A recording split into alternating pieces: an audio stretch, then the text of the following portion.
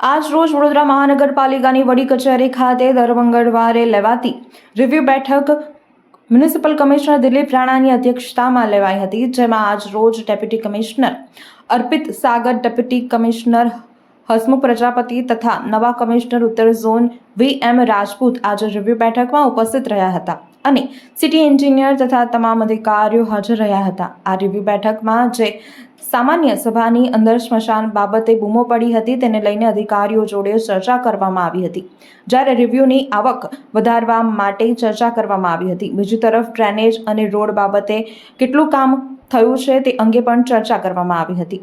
તે બાબતે ચર્ચા કરવામાં આવી હતી, જે તે ડિપાર્ટમેન્ટના અધિકારીઓ પાસેથી માહિતી પણ મેળવવામાં આવી હતી.